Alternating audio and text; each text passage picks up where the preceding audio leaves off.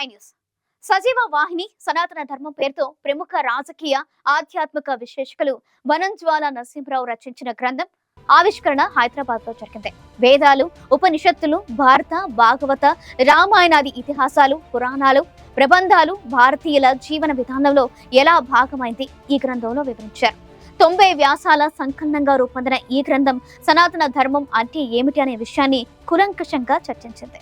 శాసన మండలి సభ్యురాలు సురభి వాణిదేవి, ప్రఖ్యాత కార్డియాలజిస్ట్ డాక్టర్ టిఎన్స్ పద్మనాభన్, దర్శనం సంపాదకులు వెంకటరమణ శర్మ, ప్రముఖ జర్నలిస్ట్ బండారు శ్రీనివాసరావు, వనం ప్రేమ, అమెరికా నుంచి విచ్చేసిన సంస్కృత సోదరులు కొడవగంటి మహాదేవ శర్మ, అష్టావధాని మారుమూల దత్తాత్రేయ శర్మ, శ్రీ రామభద్ర క్షేత్రం వ్యవస్థాపకులు పండరి సంతోష్ కుమార్ తదితరులు పాల్గొన్నారు. సనాతన ధర్మం గురించి తెలుసుకోవాలనుకునే వారికి ఈ గ్రంథం ఎంతో ఉపయుక్తంగా అవగాహన కలిగించేలా ఉంటుందని భక్తులు అభిప్రాయపడ్డారు. ఎన్నో పౌరాణిక గాథలు, గ్రంథాల సారాన్ని రచయిత జ్వాలా నరసింహరావు ఒక్క పుస్తకంలోనే పొందుపరిచారని అభినందించారు.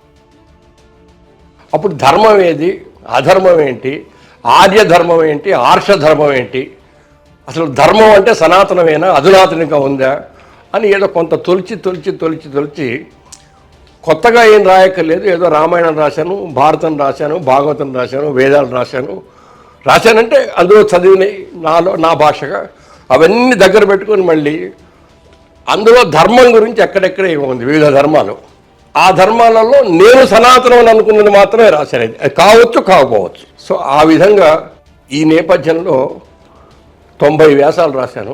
ఈ 90 వ్యాసాల్లో దాదాపు ఒక 40-45 ఆల్రెడీ పబ్లిష్ రకరకాల పేపర్లలో, ఆధ్యాత్మిక మాసపత్రికలలో, వార్తాపత్రికలలో పబ్లిష్ అయినాయి. ఇది కమర్షియల్ ప్రాజెక్ట్ కాదు. ఎప్పుడు నేను పుస్తకాలు రాయంగానే ఎవరో ఒకళ్ళు మేము ప్రింట్ చేయిస్తామని అంటాం. ఈసారి మా అబ్బాయి ఏమన్నా ఎవరెందుకు ప్రింట్ చేయించాలి డాడీ, మనమే ప్రింట్ చేసుకుందాం, సనాతన ధర్మం మనమే 10 మందికి చెబుదాం అన్నాడు. అని ఇంత అవుతుందిరా అంటే అసలు చెప్పొద్దు, చేసేది అంటే ప్రింట్ చేసేయండి ముందు